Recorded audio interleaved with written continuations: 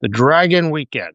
Are you re-energized now? Give me what's the Rushfield state of mind here as we sit here on Monday morning? If this were a flop, I'd be ready to just call it quits on the whole True. on the whole cinematic genre of 150 years or whatever. But a hit is good. Glad we had them. The depth of the marketplace continues to be something of great concern to me, and nothing this weekend changed it. And in fact, some things I think made it a little worse that we'll get to one time. All right. Yeah. Okay. All right. A few things there. All right. Well, I'll be the my usual optimist here, Richard. But I'll say, the third biggest opening of this. This is bigger than Thunderbolts, by the way. Bigger than the Marvel movie, which is notable in a certain regard. That we had to start the summertime there. Obviously, Lilo and actually probably second because this is bigger than the 3-day. I think Mission Impossible. I'll have to check that. But $84 million. For a movie that I haven't, didn't see it. Did you see it or no? I did not see it. Every member of my family has seen it without me. I'll leave that one right there. Okay. And I'll tell you the best review because we went. I took my son to the opening of the Universal Park, which has a whole in Florida, the Epic Adventures, which has a whole Train Your Dragon land there. Yeah, and also a very very thrilling roller coaster that he tricked me into going to. Oh, that was the thing you were on. That's right. Even though it was above my capacity. But so his review. He's 13 years old. He said the movie was just like the roller coaster. Oh, wow. So, I have not seen that review out there. He said it was exactly like the roller coaster. He remembers every twist and turn on the roller coaster and all that. And he said the movie matched it perfectly. I don't know exactly what he means by that, but that's the highest thumbs up he can bestow. Yeah, kudos to the ride people for getting the narrative down right. Who knew the narrative on the ride was so important, Richard? Yeah, exactly. I was busy, holding on for dear life to notice the plot points. Man, checking if my state was in order and notifying my next of kin that they were about to come into a windfall. Exactly. Yeah. I thought he would have said it would be very similar to the animated film because that seems to be the rub here is that they kind of, for better or worse, just kind of literally remade the animated movie. Like all the plot points, kind of matched. And again, I didn't see either of them, but a few people who I've spoken to about it. So, which I guess, but when did the first animated movie come out? Oh boy, pop quiz. What year was that? Boy, I'm going to say early. All right, I'm going to say 2010. Okay, so 2011. 15 years ago. 15 years ago, and there's two more after that. Audiences who are, say, 10 or 11 years old, the target audience, how old would they have been 15 years ago? -4. There you go. Exactly. Yeah. And that's probably what we're talking about, and obviously you could have been, grown up on them at home or watched them on Peacock or whatever, and obviously they're not the first people to do this, Richard. This is kind of, taking Disney's recipe here and, giving it back to them. And using the same Iger playbook, really. Well, so here's something I want to talk about. All right. I think this belongs to a category, which I was kind of looking at the history of it for like the last 5 years, and it has, I think, the most wild swings, but is definitely swinging in a. It's not all. Can't say like there's a rule that like you do this genre and you will be a hit because you might fail badly, but it's producing some big hits, and that is live action family is now going to be responsible for the two biggest movies of the year. Yeah, for started Lilo and Stitch in this, and then throw in Minecraft. Minecraft the other one, yeah. If Snow White had a hit, that would have been, but did not. But that would have been the other. Snow White is the exception here. Yeah. This year. So if you look at last year, you had If was not a hit. No. Harold and Purple Crayon, I think, was not a hit. No. Paddington in Peru was a hit. Yeah, okay. mixed. Yeah, right. Garfield. That was a hit. Where'd Garfield end up? Lyle Crocodile. All right, not amazing, but fair. So, yeah, there's definitely been some. I think what we're learning in the Snow White factor we've talked. The year before, you've got Wonka in there. You can throw that in the live action family.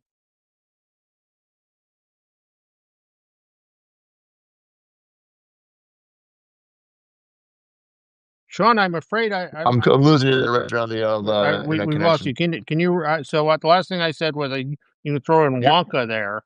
In the minuses, right. You have Little Mermaid and Haunted Mansion. All right, what?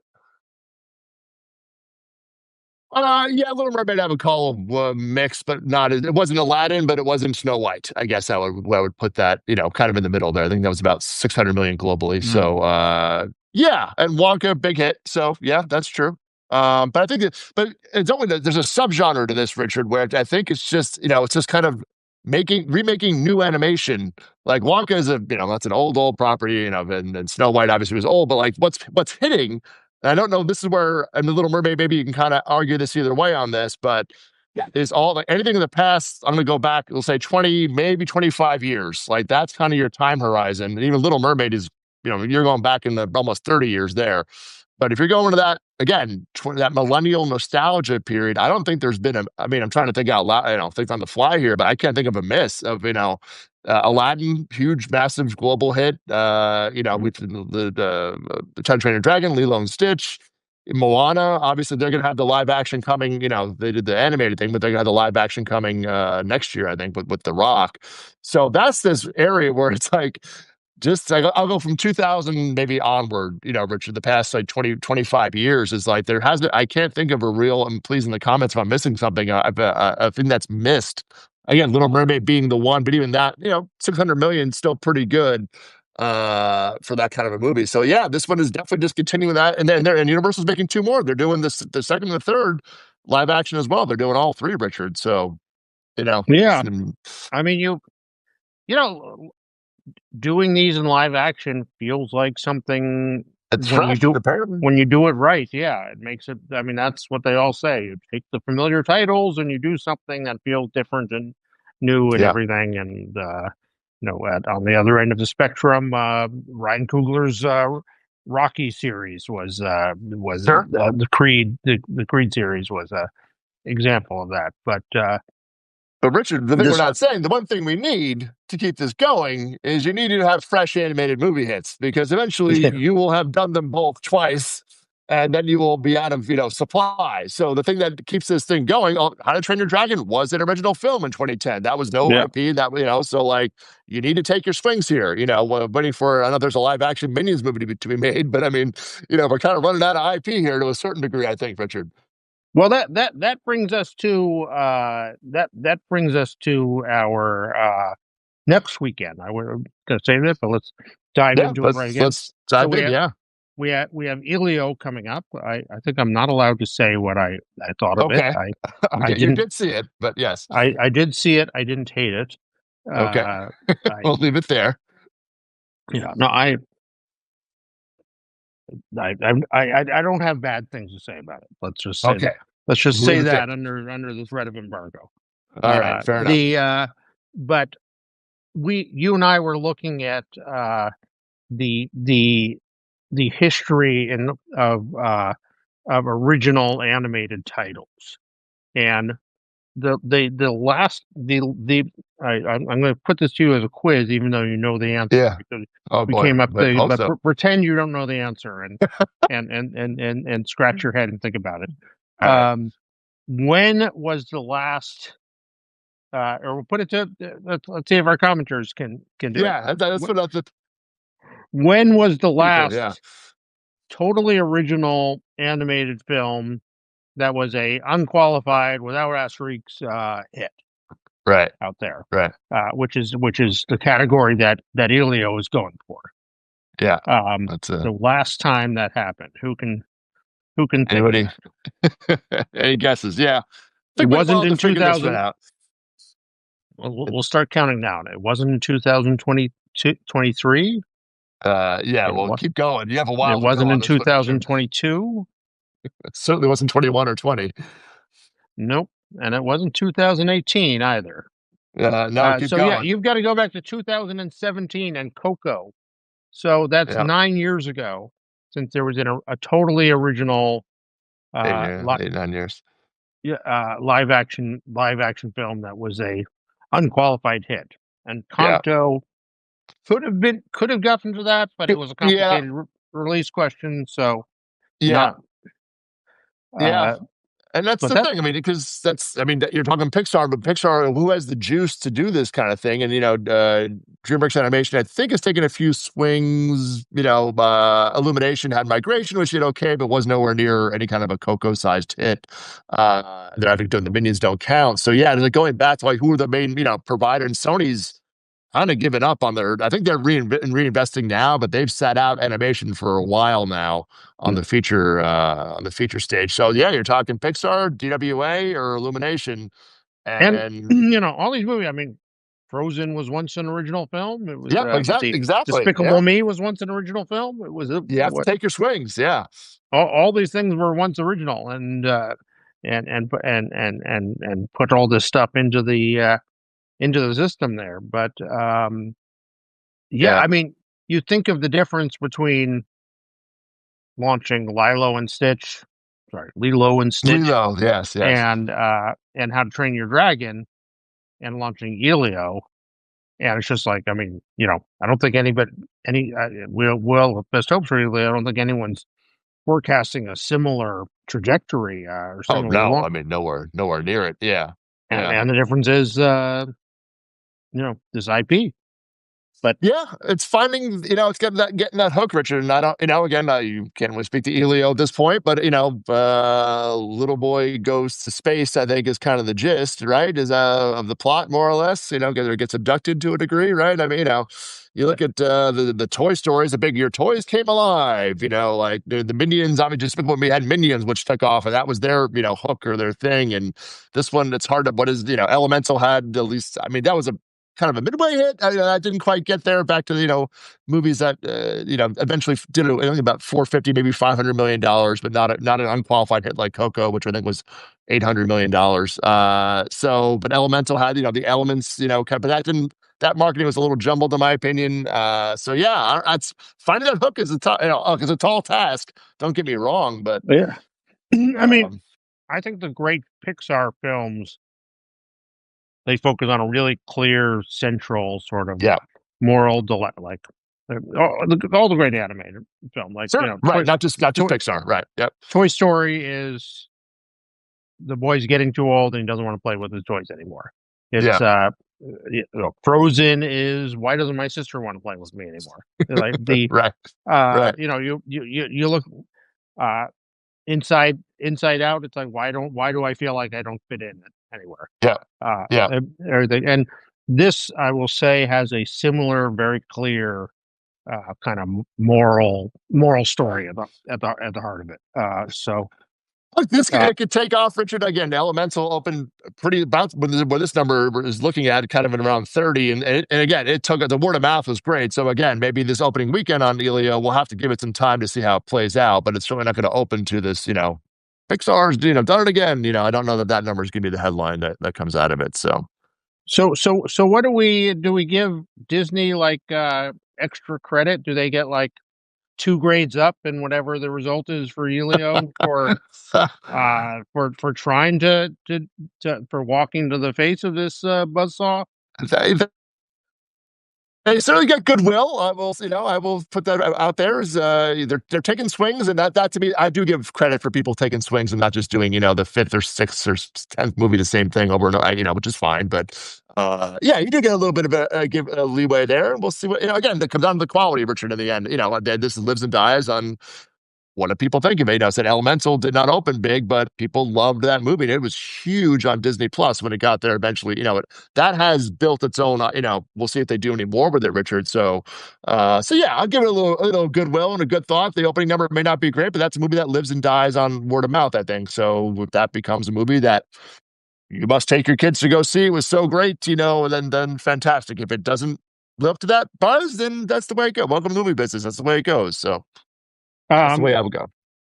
so another comp with How to Train Your Dragon I wanted to throw out, that's a Universal specific comp, is Okay.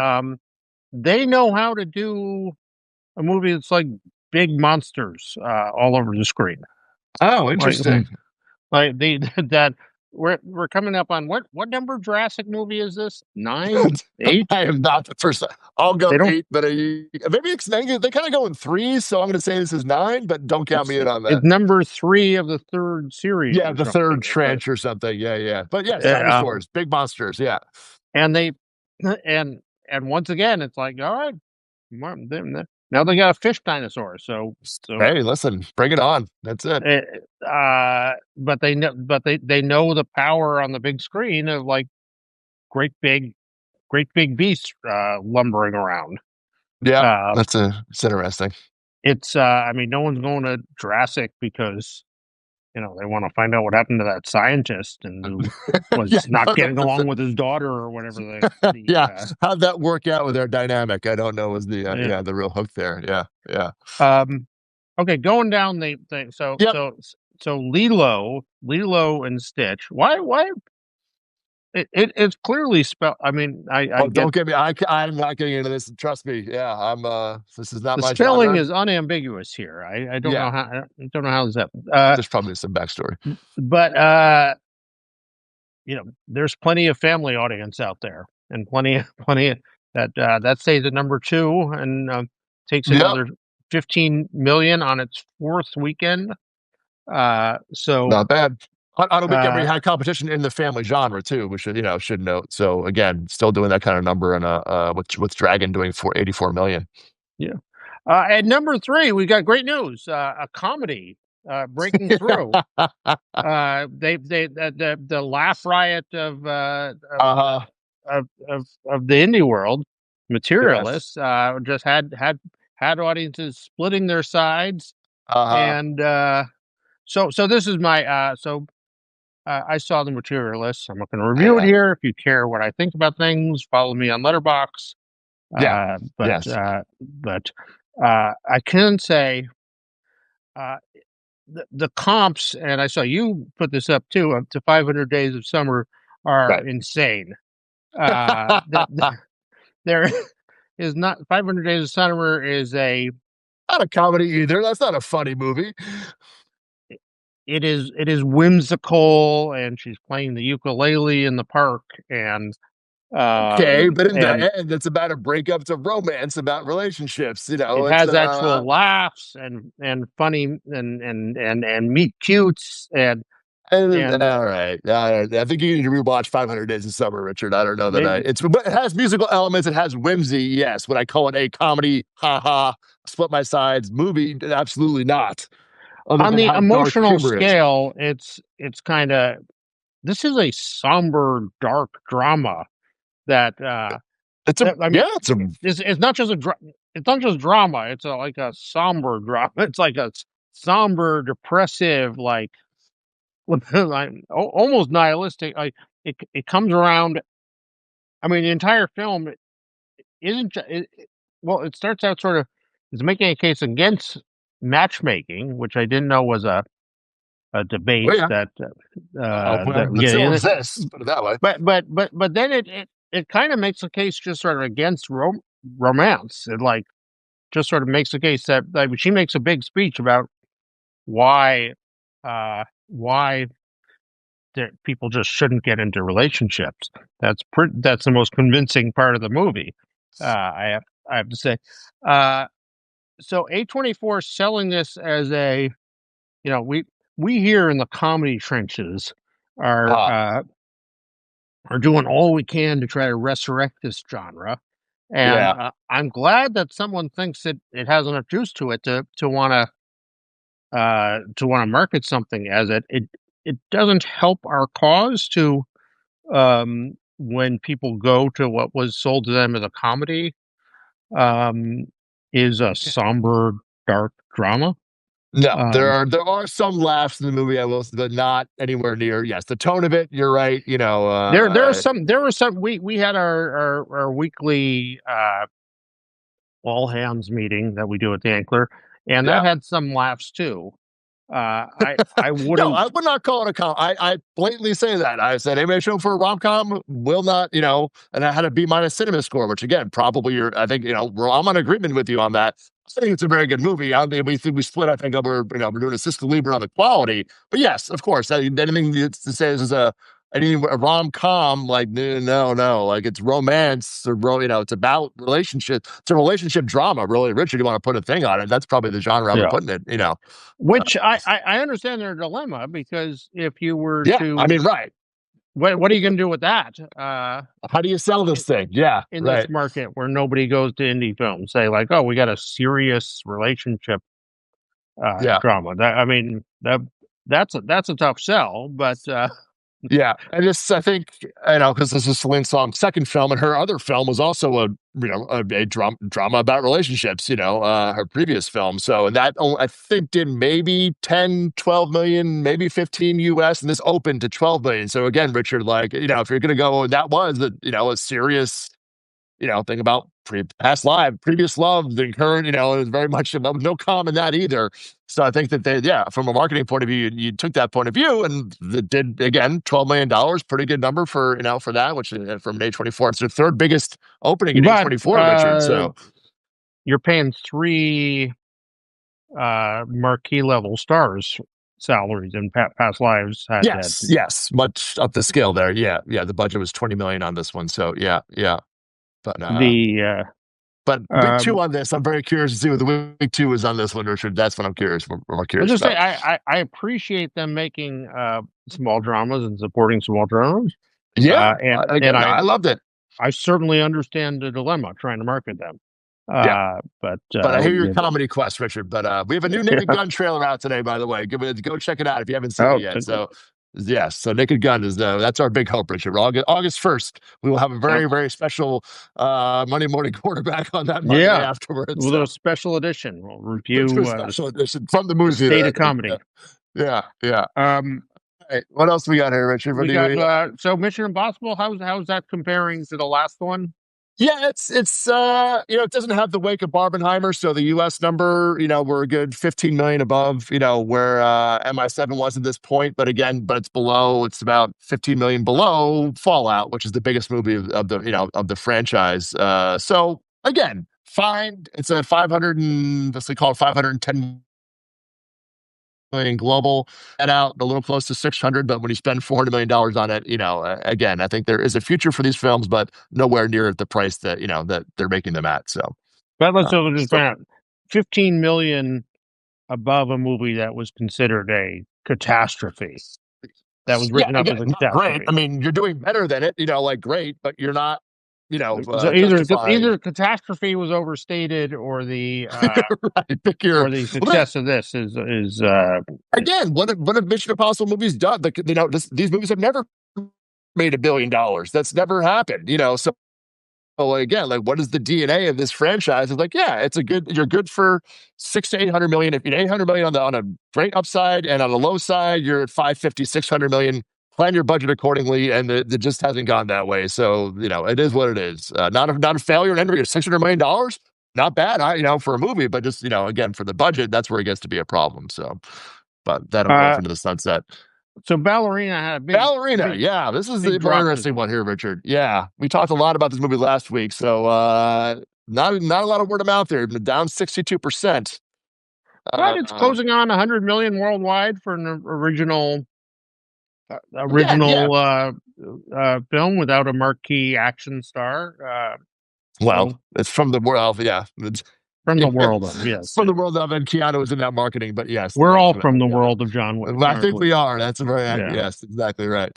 So, I mean, if you had just told me I'm going to do an action film with Mm-hmm. Anna Armas, Ana de Armas. Yeah. called Ballerina. What do you Yep. think that'll make? This And is. I Yep. said, if it's good, maybe it'll make 100 million worldwide. Yeah. And that would Yeah. be a happy result, I think. Yeah. That's how do you want to view the baggage here? Yeah. This is it's tracking pretty close to what Furiosa also did last summer. That that's also a kind of a bit of a comp there. Yeah, but they spent 90. Well, they sold off a lot of pre-sales, international rights. But this was a 90. But you spent 90 million. Would you spend $90 million on a Ana de Armas, action movie, Richard? Like you'd probably be like, no, I don't think I would. If that was the case too. So again, to be considered. But Yeah. yeah, definitely. When you have that movie, Richard, back to your thing about the breadth of the box office, though, Richard, you have last week's movie going down to 9.4 million. Again, that depth chart, that's really the problem there is that, is it hitting 100 million? Great. But for the summer box office, when you have that movie taking a dip like that, that's, part of the problem here this summer. And speaking of a dip like that, we have Karate followed Kid. by same problem. So just again, same kind of 44 is actually pretty close to the same amount of same number, 90 million global. So same kind of result. You had two movies in a row there. Yeah, the depth chart definitely took a hit there. So yeah. On the other hand, Final Destination in its fifth weekend, is closing in on 300 million worldwide, 130 million domestic. So nothing to complain about there. Nope, not at all.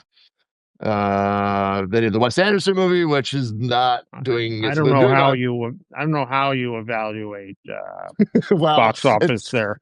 It's doing 2/3 of what his last movie did, which was also down from some previous movies. So Wes could use a little more juice here. We'll see. His movies do very well, not very well. They do better internationally. He does have an international, fan base, Richard, versus the U.S. I would just kind of say that the campaigns for them, they kind of all you look at and everything, they kind of all look the same. That you kind of see them like, didn't that movie come out 6 months ago? Yeah, listen, it could be positive. Did I just see that movie? It's all the French something and the same cast, Budapest something, and it has Tom Hanks and it has Benicio del Toro and it has it's the same kind of actors too. Bill Murray, and a little mousetrap. Yeah. Look, that's certainly possible, but we did have an independent film, Life of Chuck from Neon. Okay. Did you see that was at TIFF last year? I don't think you saw it. I did not catch it. Some people liked it. I don't have. I didn't see it. I don't feel it. So that was on 1,000 screens. So so you have so that brought in 2 million this weekend. Yeah, that's all right. So that's that and 2,000 per screen, which is for an indie debut is seems tough. Yeah. And then rounding it off, good old Sinners. In its 9th week, still in the top 10. There you go. That's the best little cap the coda, which I think we can put on the box office there, Richard. Yeah, good old Sinners. Yeah. Proves a lot of things. Make a good movie that doesn't look like anything. That doesn't look like anything else. Still hanging on. So it'll be coming up. We have Elio.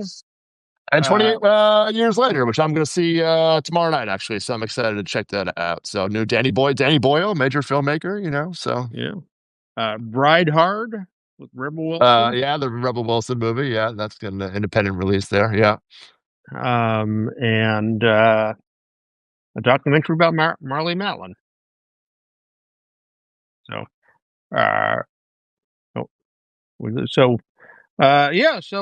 right. Well, we survived. We lived to fight another day is my takeaway on this weekend. There you go. We lost that last part. He froze up a little bit, Richard. Sorry. Oh, my takeaway on this week: live to fight another day. I think, look, we're about to, as I said, it's about the volume and the release. This is a great number. I think this isn't just not a bad number. That's a very, 84 million on that. That's, that's very good. And I think this weekend, the combination, again, two different, Elio and 28 weeks, years later, two very, very different genres that'll combine for probably somewhere near 80 or 90 million, So the legs will start to bear out here. Then their tracking just keeps going up, Richard. So on F1. So again, going into July 4th, and then we have, Jurassic. It's going to be weird, Richard, because like we're going to have so much momentum going into July 4th and then Superman. And then it's just like Superman and Fantastic Four, and then and maybe Naked Gun, and it's like it's just like the July is going to be about two movies, it seems like, and that's going to be what's going to carry it. For the most How's part. the Superman tracking looking? Very good. I mean, it's really it's pretty bonkers. Actually, not bonkers, but like it's like if this does this number, like congratulations, to Warner Brothers. So again, still early, but a lot of people are we'll see what the word of mouth is on it, which will probably be its more interesting fate. But it looks like Warner's when DC will open the movie, which is the big question mark. So people are curious. Yeah. People want it to come back. James Gunn, obviously, a lot of curiosity around him, what he does with it. The director matters here. So yeah. Yeah. All right. Live to fight another day. Let's do it. Yeah. Keep coming. Dragons versus zombies next weekend. Exactly. Yes. Stay tuned. Yeah. Who will win? Or they're not zombies. They're infected with rage. Or I'll update next night. I'll let you know what the positioning is on that. Yes. Yeah. The rage. Right. Yeah. All right. Thanks everybody for joining us. Thanks everybody. We'll see you at the movies. Yes. See you next week. See you. How did they say it? We'll see you at the movies. But that was probably trademarked, Richard. We have to get a wrong tagline. Sorry. Yeah. We'll see you at the multiplex. All right, we'll workshop it. Okay. We come to this place. Okay, Richard. All right. Bye-bye. Bye.